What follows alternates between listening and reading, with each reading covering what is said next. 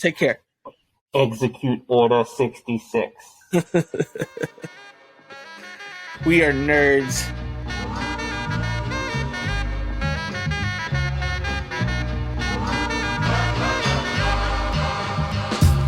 Welcome to Beers and Buckets, the podcast for degenerates like us who love basketball and drinking beer. Part of the Basketball Podcast Network, where you can get the latest on your favorite teams and what's happening around the NBA and NCAA. So, Dal, what happened with the NBA last night? So you know how many people have scored 70 points in a game? In this century, it's been now 3. Do you know who those people are? I know Book and I know Kobe. Yeah. Who's the other one? Wilt Chamberlain has done it like 87 times because going through the single game records for scoring is just Wilt Chamberlain with a bunch of other random names sprinkled in. But we can now add Donovan Mitchell to that list. Yes, he we can. scored 71 in an overtime game. I FaceTimed Connor last night because we were watching the game, and the Bulls let this man walk into a pull-up three. Did not pressure him at all. Was not a deep three. Wasn't like heat check kind of stuff. Just casually waltzed into a three. What are we doing? They probably just thought he had to run out of them sometimes. So yeah, just might as well run out of them in overtime, right?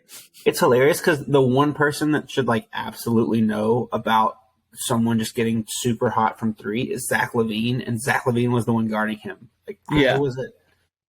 Zach LaVine has hit 14 threes in a game a couple years ago in Charlotte, and I was at the game, and he was just stupid unconscious, and I was like, "How did you not that? That was you then. Why are you doing this?" Yeah, exactly.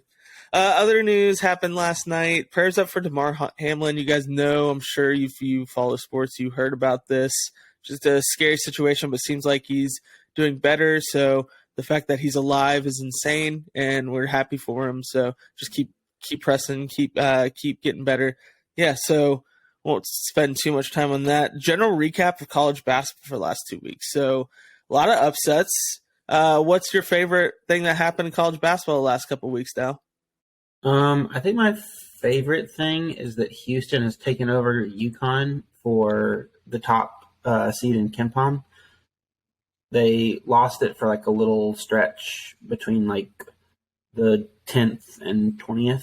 Yeah, when they lost to Alabama. Yeah, but they're back. They're back to number 1. Looking at their KenPom page is incredible. Other than the fact that they're insanely slow and play super slow, their defense is just crazy. Second effective field goal percentage. Yeah. First in block rate. Jarris Walker is super great.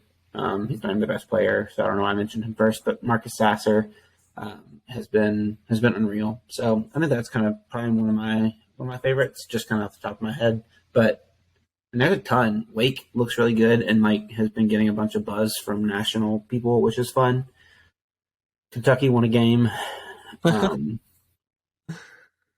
Yeah, we'll talk about Kentucky a little bit too, but yeah, I mean, has there ever been? I feel like this is the most wide open the top of college basketball has been in a long time. I feel like there's on any given night, one of these top 20 teams can lose, and they could lose by double digits too. It's not even we saw Tennessee get blown out earlier in the season. So it's not even it's a. They got blown out by Colorado in the 3rd game of the season. Tennessee is now a top 3 team. UConn lost by 10 to Xavier. It's just so wide open. And even Houston, they struggle with UCF at home, and we're gonna go be at in Orlando to watch the rematch. And I very much think UCF can pull that upset off at home against Houston. So, I mean, it's insane how wide open basketball is this year. So that gives me hope for a struggling Kentucky team because it looks like everybody's struggling.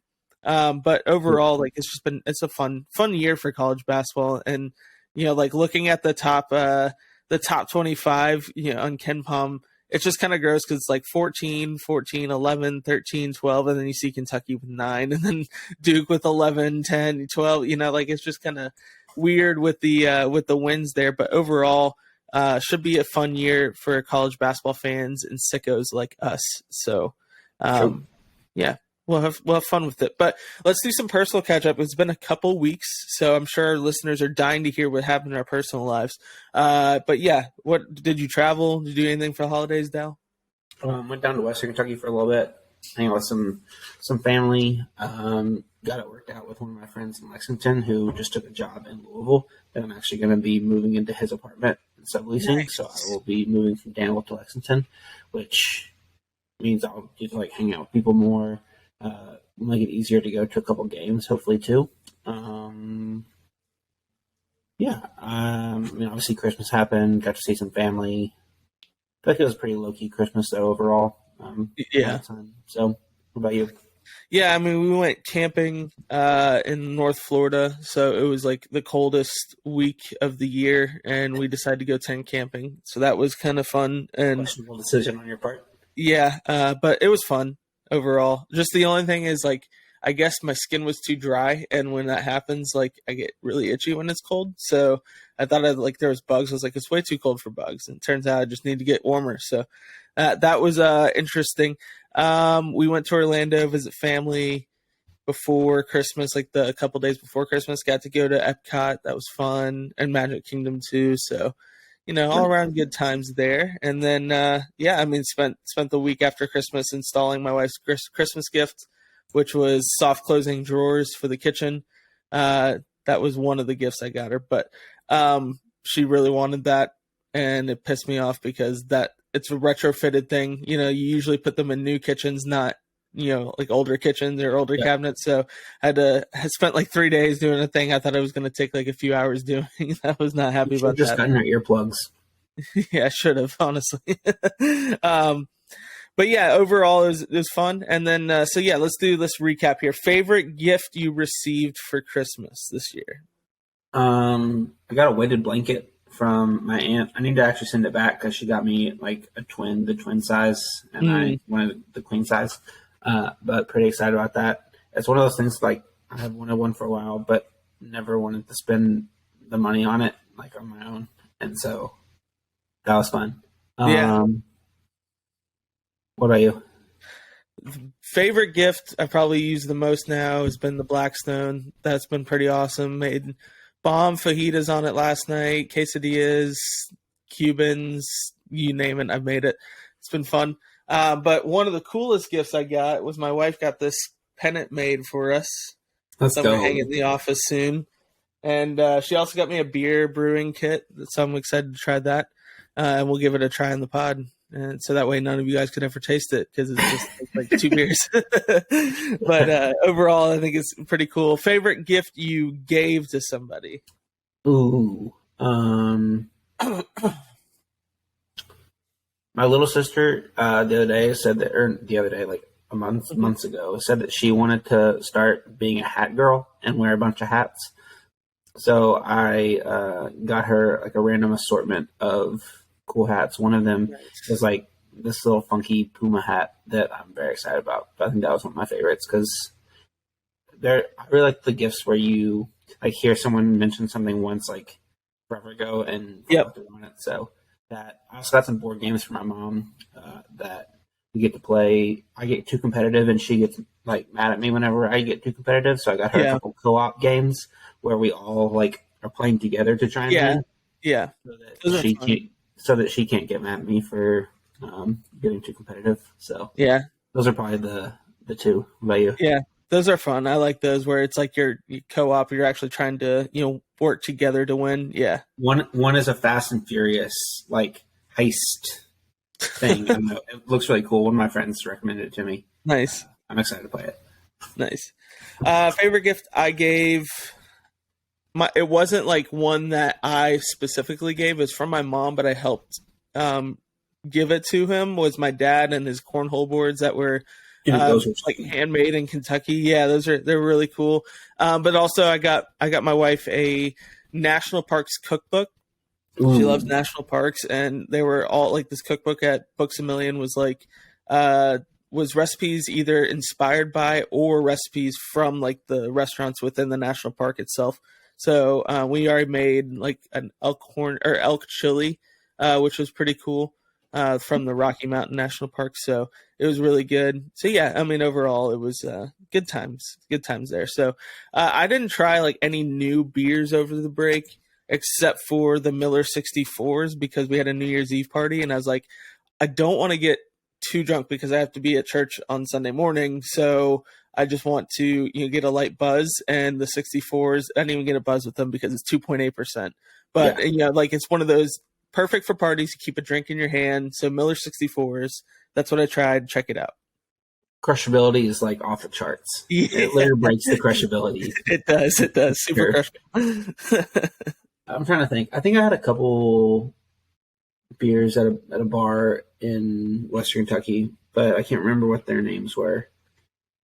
Dry Ground is a brewery in Paducah, though, and it's pretty solid. They have a bunch of stuff. They also are right next to a Mellow Mushroom, so you can order into the bar.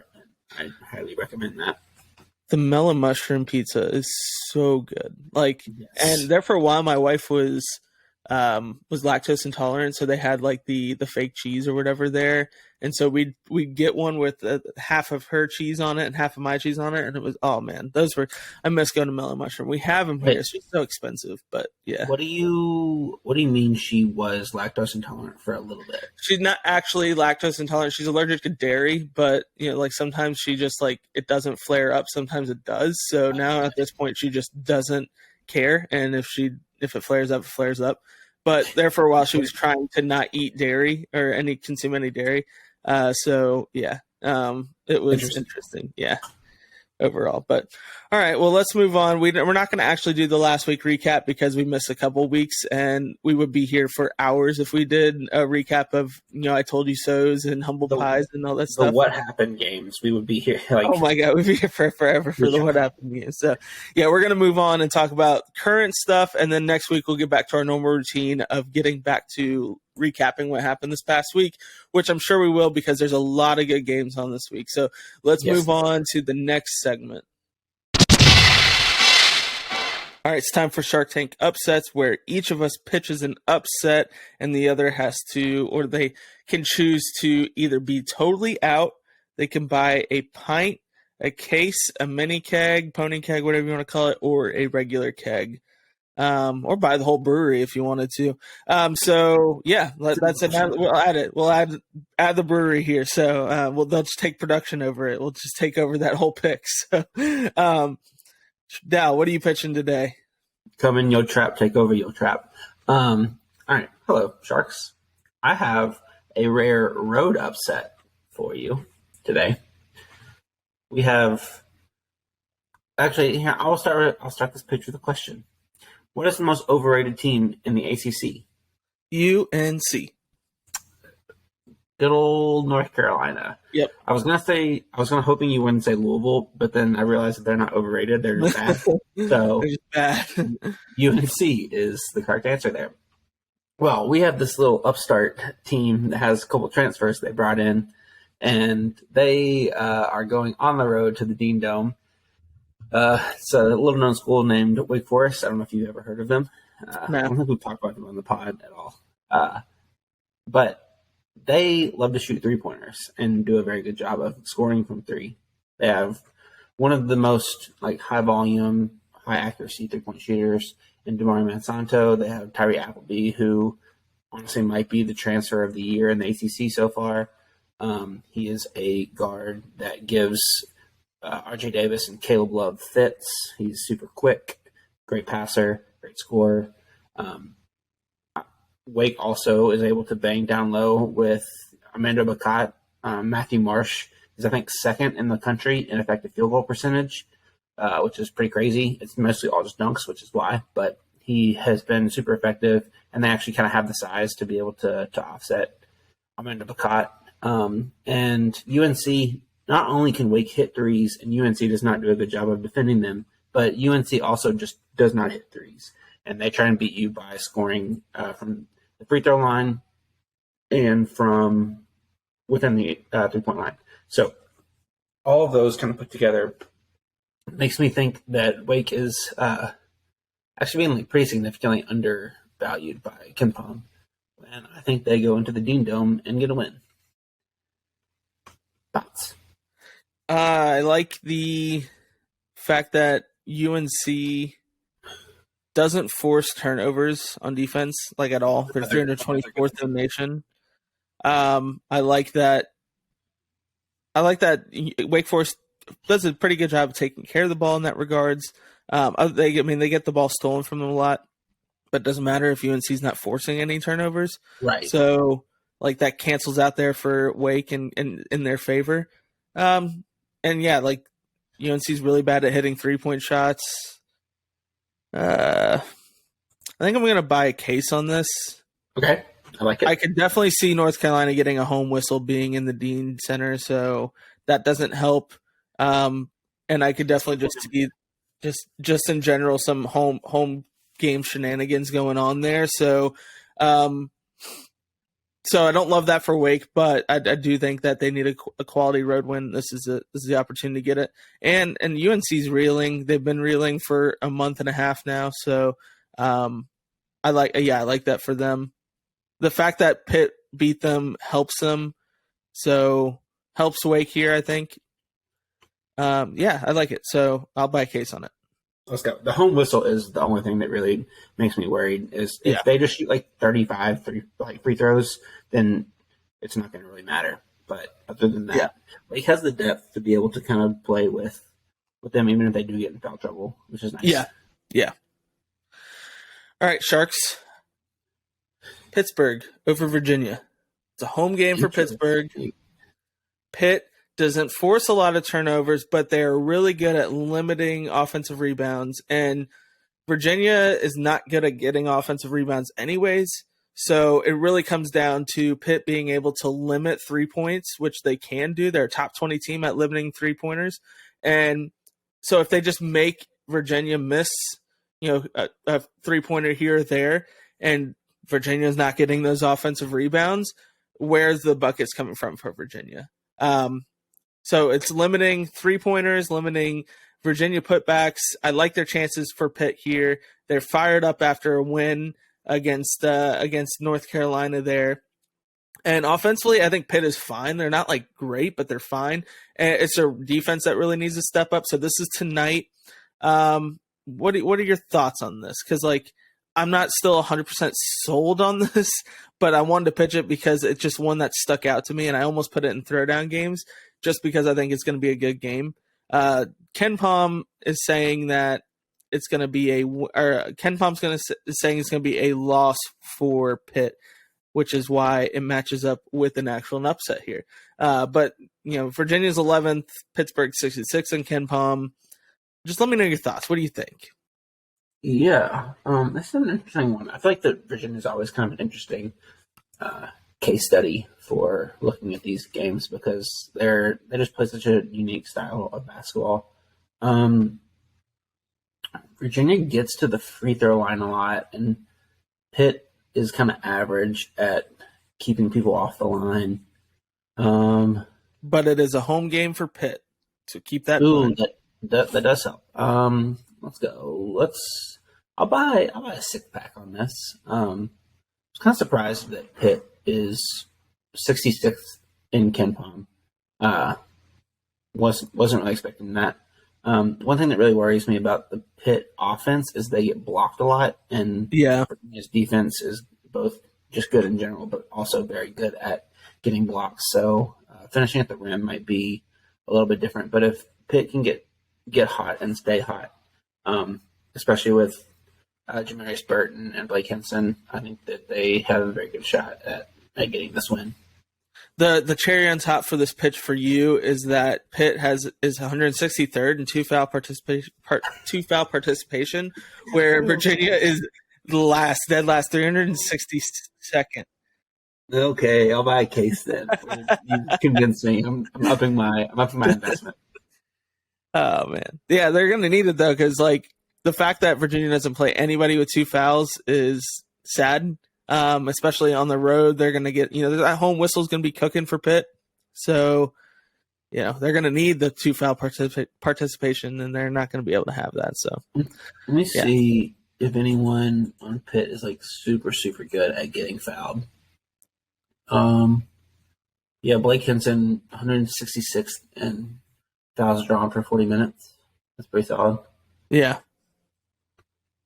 Yeah, him and Jamarius Burton been a good combo there. So I like their odds in this matchup here. But it was just hard to pitch because there's not a whole lot of hard facts.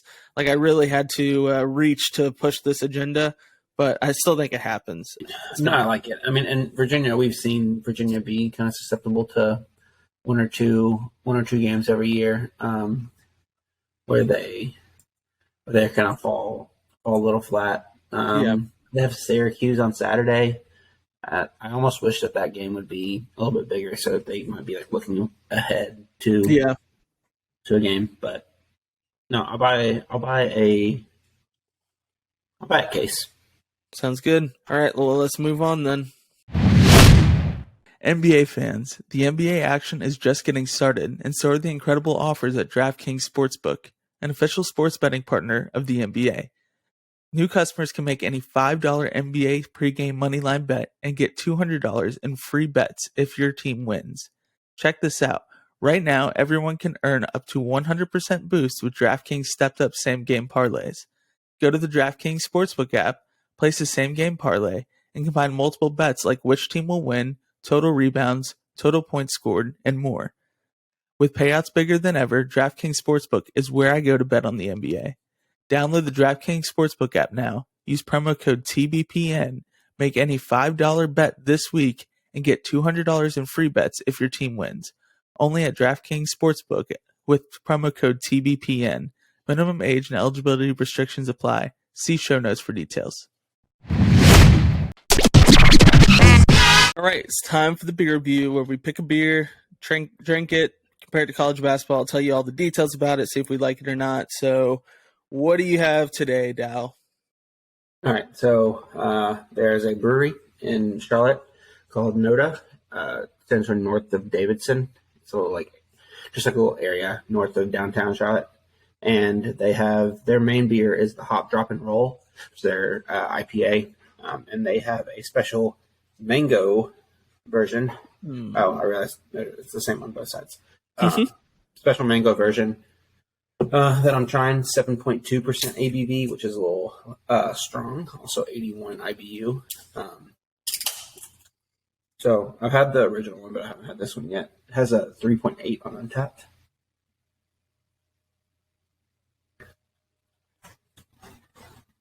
Ooh. It's still it's one of those beers that I think even if I had it without knowing that it was a Hop Drop and Roll, I would recognize it. The taste is very distinct. This one just has a little bit of sweetness, a little bit of not really citrus, but mango-y taste. It's really good though. Not crushable, but very sippable. Yeah, pretty solid. Nice. So my beer is based off a show that was originally supposed to be set in California, was originally supposed to star Matthew Broderick, and was passed up by networks like FX and HBO. Can you guess the show? So it's not HBO and it's not FX? It's not HBO, not FX. It was originally supposed to be set in California, but they changed the filming location and changed the actual the location within the show itself too. So that means it's probably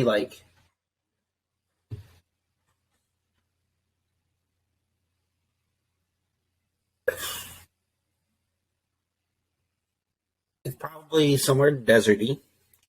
It's probably a pretty good show considering HBO passed it if it was supposed to be on HBO. Breaking Bad? Correct. Steam. I was going to say Better Call Saul, but then I realized that Better Call Saul would never have been an HBO show because it was before. So nice. Steam Theory Brewing in Dallas, Texas. Vámonos Hermanos. It's a Mexican style lager. It's 5.3%, 19 IBUs. This is the pint. Haven't tried it. Don't know what it tastes like. instantly sold at Total Wine on the can. I was like, I'm doing this on the pod because I love Breaking Bad. But yeah, Great also show. the fact that Breaking Bad was supposed to originally star Matthew Broderick, that show would have been canceled season 1. Yeah, like that would have been a terrible show. Yeah, Broderick would have been a strange choice for Walt. Pretty good. I mean, it's just like a regular, like another Mexican style lager, but like I like it more than the Shiner lager that I did, Tex-Mex lager that I've tried before. So the name translates to "Let's Go Brothers." Sweet corn, floral hop aroma with a light malt sweetness and a light hop bitterness to make this a refreshing beverage. So yeah, pretty good. Definitely not super crushable, but more crushable than like an IPA is. So, there's that. This would be better on tap. 100% could taste that it would be better on tap, but still pretty good. So definitely check it out, especially with Total Wine. Apparently they don't even brew this anymore, so it's no longer being produced by the brewery. So there's limited. So if you can go find it, go find it. But yeah, that's the beer review. I was gonna say, do you have a comparison? Yeah, I'm trying to think. I mean, New Mexico State Aggies. Every once in a while, they're pretty good. Pretty good, I guess. The fact is, New Mexico. Such a great comparison there. They're sometimes pretty good. Sometimes pretty good. I mean, this is how I feel about this beer. It's pretty good every once in a while. I would feel like not something I would crave. Same with New Mexico State basketball. So there you go. Have to stick with New Mexico. I feel like you have to be in a school in New Mexico. So it'd either be like UNL or it'd be like New Mexico State. I feel like those are pretty much the only two. Yeah, and New Mexico is undefeated right now. The Lobos are undefeated. So I wouldn't say this beer is undefeated, but so that's how I feel about it. So it's pretty average, pretty mid, as the youngins are saying. So pretty mid. All right, let's move on.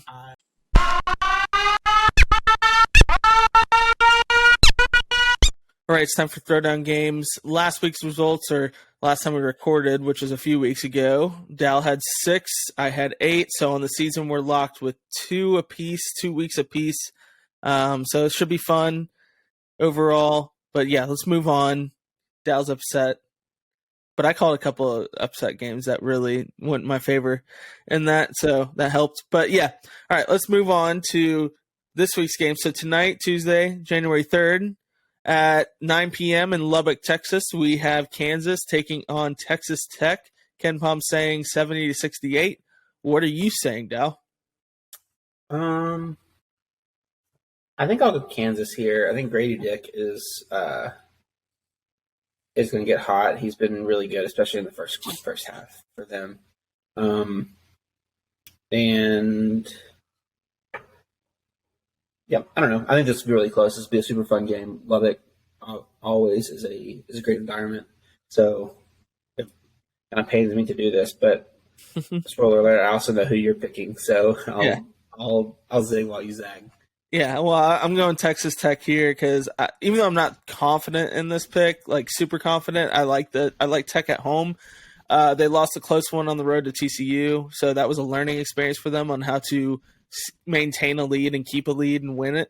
And Kansas barely beat OK State at home, so like anything can happen here. So if Kansas is going to lose, it's not going to come with the home whistle. It's going to be on the road. I like the Red Raiders at home here. So I would like it on the record that I am cheering for Texas Tech, and I hope that I am. Yeah. There you go. Yeah. All right. So at 6:30 p.m. tonight, Marquette's taking on St. John's. Marquette is supposed to be winning, according to Ken Palm, 80-77. This has happened in New York, in Jamaica, and yeah, I'm going to go with Marquette here. They're hot right now. They beat an improved Villanova team last week, so I'm going to keep rolling with them because every time I pick them, I think they come through so far this year. So I'm going to keep picking them. Yeah, this game, I think I'm going to go Marquette here. It is an interesting game because St. John's is the fastest team on offense in terms of possession length, and Marquette is 358th in the country in possession length. So they really grind out possessions on defense. So that'll be an interesting kind of matchup of styles. Yeah. All right, so 9 p.m. on the Longhorn Network, Kansas State's taking on Texas. Ken Palm saying Texas is going to win 75-64. This is in the Moody Center. What do you think? If this was in Manhattan, I would go Kansas State, but I'm going to go Texas here. I'm going to go Kansas State. I think they're a stinky good team, flying under the radar in the Big 12. And either way, it's going to be a fun matchup, whoever wins. So just tune in. So, yeah, I'm going to go Kansas State, though. 7 p.m., Mississippi State's taking on Tennessee in Thompson Bowling Arena or Knoxville, Tennessee. Ken Palm saying 63-51 with the Volunteers winning. I'm going Tennessee. It's a home game and a battle of defenses. Tennessee has the better offense here. So Mississippi State offense not that good. So Tennessee's defense really good. What do you think? Yeah, I mean, I think that Mississippi State has really been driven by Tolu Smith, and I think he is probably the best player on the court here, but I like the rest of Tennessee's team and their kind of team defense to be able to take this one home. Yep. Plus home game also, I think, matters. Yeah, it really does, especially in this where you need offense to win, obviously. But when there's two really good defenses battling, it's going to come down to who has better offense. Tennessee does. So, 8 p.m., LSU's taking on Kentucky in Lexington at Rep Arena. Ken Palm saying 74-63, Kentucky win. What do you? I'm gonna go with Kentucky here. Kentucky doesn't have the worst offense in this matchup. Their being at home helps, coming off a fun win over U of L this weekend. I think they're right in the ship. It's a new year, so yeah, I'm gonna go Kentucky here. What do you think? Yeah, I think so. LSU also is really, really big on rebounding, and Oscar kind of negating their ability to offensive rebound should be pretty big. So if Kentucky can win the rebounding at the battle on the boards, I think they pull this one away. Yep. All right, Wednesday, January 4th, UConn's taking on Providence in Providence, Rhode Island at 8:30 p.m. UConn's supposed to win 74-68. What do you think? Despite being an away game, I'm going to go Connecticut here. I think they're good, and they recently lost, which means they're kind of going to be back on the prowl. They're going to look to bounce back from Xavier. Yeah, I'm actually going to go Providence here because we know how lucky this Providence team can be, and if it's going to be lucky, it's going to be at home. So Ed Cooley, you get the luck, and then they get a lot of offensive rebounds. It's a home game. The crowd will be rocking. Bryce Hopkins has been really good this year, so I like them to pull off an upset. So yeah, I'm going to go the Friars. All right, Duke is taking on NC State at 7 p.m. in Raleigh, North Carolina. Duke is supposed to win 73-70, according to Ken Palm. What do you think? So I wish we had more clarity on like what the status of Drake Whitehead and Derek Lively and all of the kind of injuries that Duke has had, because that would make me feel more confident about it. I'll go NC State here. Jaquavion Smith gonna have a big game. It's at home. I like that a lot. We know Duke doesn't get a road whistle nearly as much, so I'll go State. I'm gonna go Duke here, but I think it's gonna be closer than people think. It's gonna be come down to the last couple possessions, and I think Duke has more talent, but NC State has the most talented player. But I still like the sum of Duke's parts in this game. So, yeah, give me the Blue Devils here. TCU is taking on Baylor in Waco, Texas. Baylor's supposed to win 74-69. It's a 9 p.m. game. I'm going Baylor. They're coming off a rough loss. I like the Bears here in this one, coming off a rough loss. They have better offense, and after being cold against their loss to Iowa State, I expect them to get hot again. It's going to get hot at home. So they're going to get hot in Waco. Give me the Bears. Yeah, I would love to be able to pick TCU here, but they have one guy shooting over 32% on the year from three, and that's Emmanuel Miller. Meanwhile, Baylor, Keontae George hasn't even really been overly great. I mean, he's still very good, obviously, but he's not like otherworldly. But yeah, we're shooting 50% from three. They have a couple other guys that are shooting. They would be the best shooters one of the best shooters on TCU. So I'll go Baylor as well. Yeah. All right, Missouri is taking on Arkansas in Fayetteville, Arkansas at 8:30 p.m. Arkansas is favored 84-76 according to KenPom. I'm going Missouri. After getting blown out on the road against Kansas, Missouri has now beaten 3 straight top 50 teams. The only one that was within single digits was UCF on a buzzer beater, by the way. But besides that, they've beaten them by like 15 plus or whatever it is, 14 plus, so which is crazy.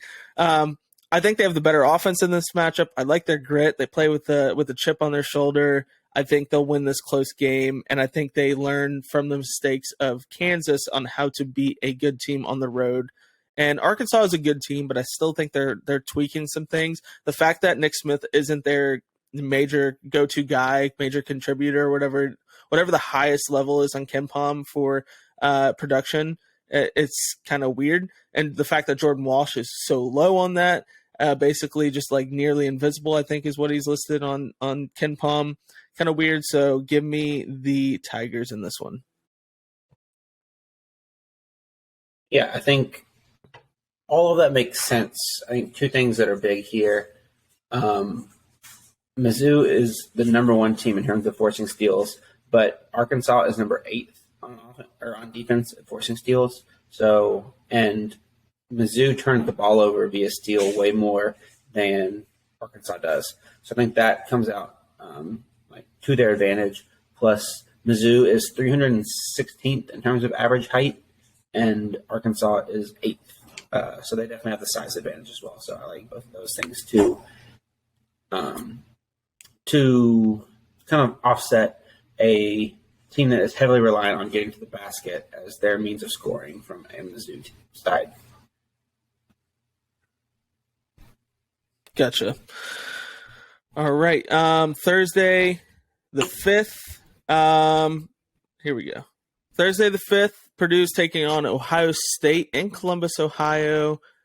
Ohio State's supposed to win 72-70, 7 p.m. game. I'm going Purdue. Coming off a tough loss to Rutgers, they bounce back here, and Zach Edey is going to feast in this game. What do you think? So I do think Zach Edey is going to feast. I don't think he's the best player because Bryce Sensabaugh exists. And Bryce Sensabaugh has been absolutely incredible. So let's go Ohio State. They have the second best offense in KenPom right now, which is crazy, especially considering that Purdue's big calling card is their offense, but it's not even the best offense in this game. Plus, if we're being honest, both of these teams should have lost to Rutgers. One actually did lose to Rutgers. The other one got robbed the other Rutgers of a win. But yeah, that was Rutgers is a good team overall, turns out. But yeah, so I'm still going Purdue here, but yeah. So you're going to Ohio State, is that what you're saying? All right, cool. Indiana is taking on Iowa in Iowa City. Indiana's supposed to win 77-76. It's the 9 p.m. game. Who do you have? All right. Actually, who do you have in this one? I'm going Iowa. I think they need a bounce back win after losing 3 straight. I think they have the better offense. We've seen Indiana offense struggle on the road, and Chris Murray MVP right here. So yeah, the road thing kind of does worry me. I think this is pretty much a toss up. So since you're going Iowa, I'll go Indiana. You're a Hoosier, I guess. Praying all of the fandoms that we have. Yeah, Sam, not Kentucky.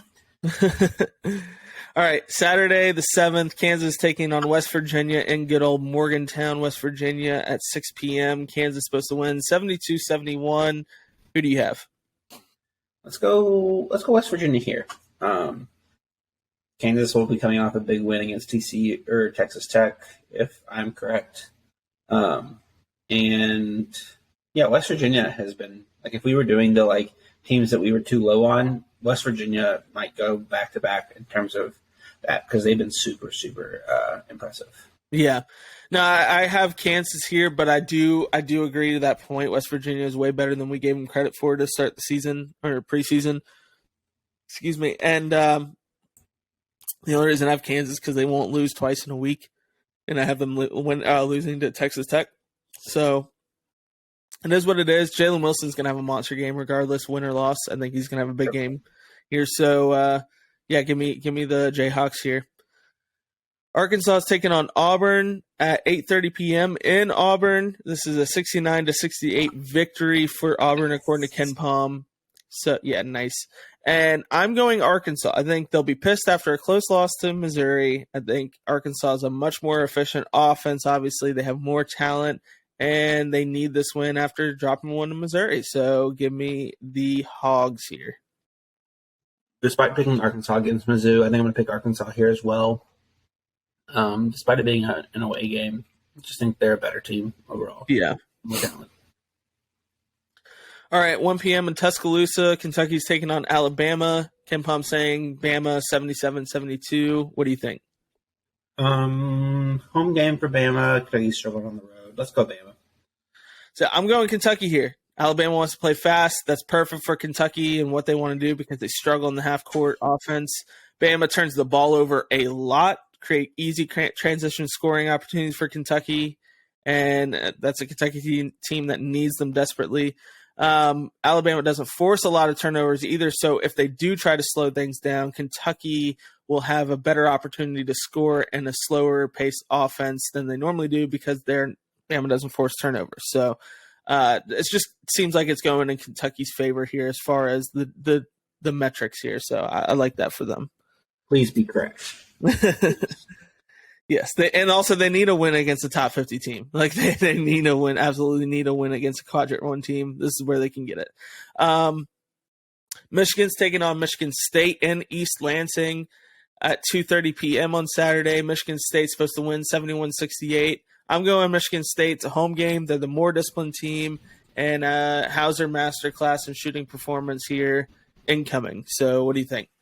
What a strange game in terms of looking at how to diagnose this for what it does to Kentucky's resume, because either Michigan gets a win and it's the team that you beat has a better win, or Michigan State's loss looks worse or looks better because they clearly are going to move up from this, but then it kind of hurts one of your only major wins. Home game, let's go Michigan State. All right.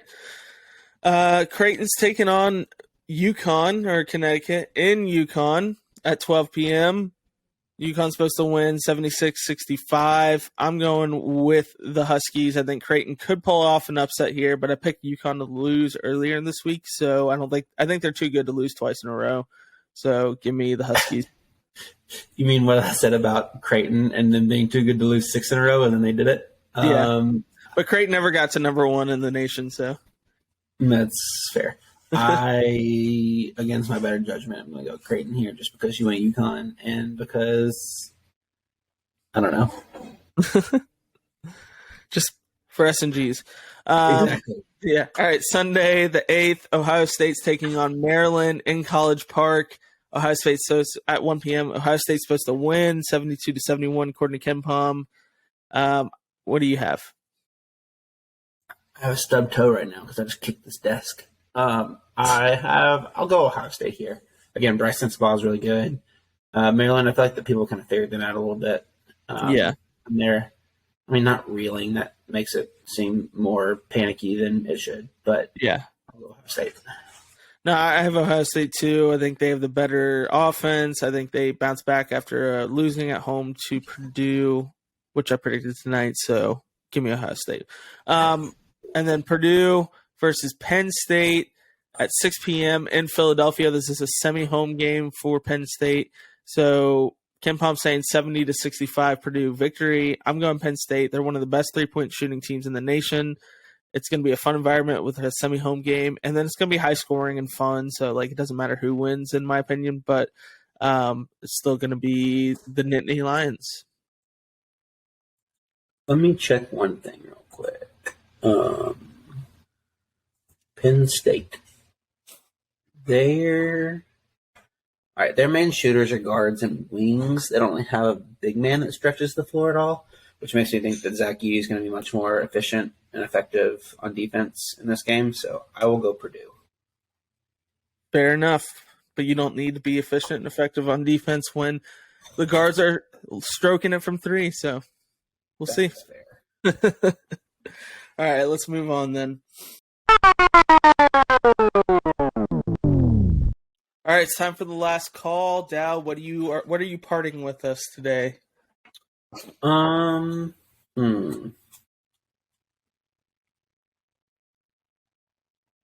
I don't know. I'll use this time actually for shout outs. There are a couple accounts that I've found kind of over the past little bit. I know I mentioned Sam Vecini's podcast a lot, but he has started to have Adam Spinella on, who runs an account and a podcast called The Box and One. They do a lot of cool scouting. They have a couple things that they do on. So there's KenPom, that is a great website, but again, like we talked about last time, kind of pulls in some historical data.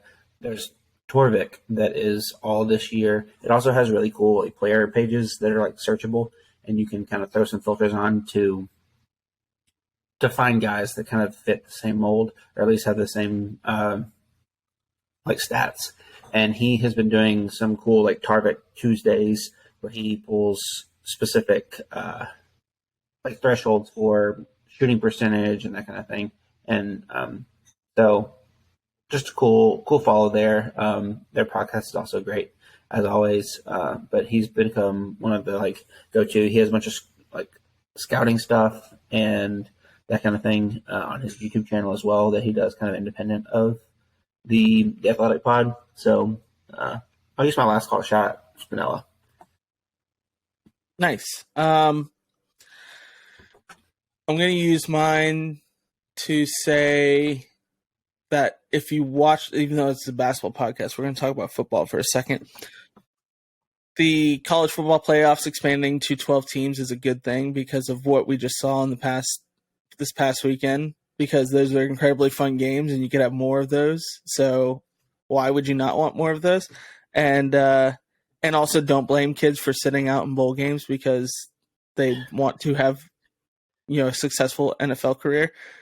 So don't be those people and say like, oh, they turned their back on their team and stuff because they were playing. Most of them were playing injured, and also like it's just stupid to blame kids for sitting out in a meaningless game, because it's absolutely meaningless and it doesn't matter. So especially when Kentucky even have an offensive coordinator and they're like, Will Levis turned his back on his team. It's like, bro, like even if he was in there, we wouldn't have won that game just because there's nobody to call the plays. So I don't know what you're talking about. We did win that game. Our quarterback had 2 touchdown passes, and Iowa's only had 1. So yeah, I mean, it was a win. our quarterback, but yeah, well, he was technically the person that was receiving the snap, which makes him the quarterback. Yeah. So, and only the most literal sense of the word, though. After that, it was Lynn Bowden is NFL quarterback. Right. Yeah. But yeah, no, I just think it's stupid to blame kids for sitting out in bowl games. It is. And also, like, there's too many bowl games at this point. Now that I vehemently disagree on that. Give us all the bowl games. They're awesome. They're so fun. I don't think they're that fun when the best talent's sitting out. That's my thing. It's like, if we're going to do them, make them meaningful. I don't know. Like, that's why, like, expansion's good, because then we can just convert those 12. Well, technically more games can just be bowl games. So, like, let's say Kentucky makes it the 12th spot and they have to win, like, 4 straight football games. They could be the Music City Bowl, Belk Bowl, Citrus Bowl, and then National Football Championship Bowl, or whatever. You know what I mean? Like, they can convert all these games instead of giving them to more teams. Just make it to the teams that are in the playoffs. You know what I mean? Yes, but I disagree. Also, this is Duke's Mayable erasure, and I will not stand for it. No, I think it's fun. It also is one of the things that I think would be a downside of getting rid of bowls, especially bowls for those like teams that are 6-6, is it's such a valuable program building tool. Yeah. And if we start, granted, parity has never been higher pretty much. There's obviously the couple of teams that are like super up there, but I think getting rid of bowl games would just further kind of separate the haves from the have-nots in a sport that is already going that way. So it doesn't need to like be pushed that way anymore. But. No, I agree with that. And then also thinking about like like what they get to do, like for the activities for the bowl games, pretty cool for the athletes, especially like when they get to go to like Best Buy for the shopping sprees and stuff. Like that stuff's cool. But you could already just do that for the teams in general. You could, So, but like, anyways, just I don't know. If we're gonna make them play games, like we don't make them play games, but like we should incentivize them playing games. And I understand sitting out for NFL talent, but some of these kids are not getting drafted and they're sitting out because they think they're gonna make the draft. Has So that like, happened? What? Has that happened? I mean, I think it can happen. I think some of them, I think it can happen. Like I'm not sure if Chris Rodriguez is getting drafted. You know what I mean? Like, which is unfortunate, but. Like it could happen, it couldn't happen. I wouldn't be surprised either way, But that's fair. Him doing it was a little strange. Yeah, like especially considering like he came back for his senior year, like might as well go out with a bang. But regardless, like it's just going to be, let's make them meaningful, so that way we incentivize the kids playing in them. So that way they are more fun games. So if we're gonna have games, let's make them as most fun as possible. I think the chaos games are really fun. So I don't know, that Iowa versus Kentucky game is boring as heck. Like, that one outside of that one, unless you're like a sicko that just loves dumb defensive games, that was so boring. Fun. But for the most part, the chaos games are fun. I was gonna like watch both that and the Kentucky Louisville game, and I just end up watching all the Kentucky and Louisville games and turning that on in the background and doing other stuff in the background. And you mean you weren't watching Wake Virginia Tech? No, I wasn't watching it. Sorry. You should have been. Yeah. Oh well. It was actually really good. Terry Appleby had like 27-9 again. Also, like, why are we putting the freaking big rivalry games like Kentucky and Louisville at the same time as there's bowl games going on? Like, I hate that. Like, just super dumb. It's so dumb. But anyways, that's a thought for another time. It's time to go. Sure. So this has been Beers and Buckets. So make sure you follow us on Instagram and TikTok at Beers and Buckets Pod. Subscribe to our YouTube channel. Excuse me. Rate, leave a review, share this episode, and then check out the Basketball Podcast Network on Twitter for more shows like this one. And that's been the bottom line because Connor said so. You guys have a fantastic week. We'll catch you next week. I promise we'll actually be back next week recording episodes. Take care. Execute Order 66. We are nerds.